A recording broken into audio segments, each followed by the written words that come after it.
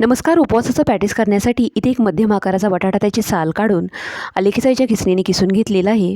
तो पाण्यामध्ये भिजत ठेवूया.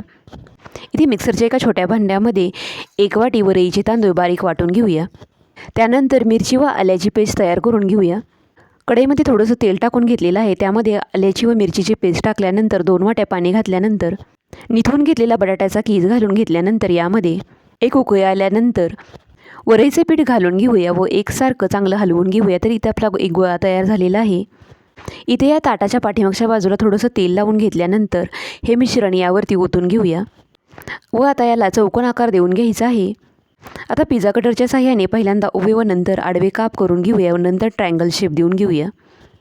तर इथे सर्व पॅटीस करून झाल्यानंतर हलक्याशा गरम तेलामध्ये तळून घेऊया. 2 ते 3 वेळा पॅटीस उलटपालट केल्यानंतर दोन्ही बाजूंनी पॅटीसला गोल्डन ब्राऊन रंग आल्यानंतर तेलामधून काढून घेऊया.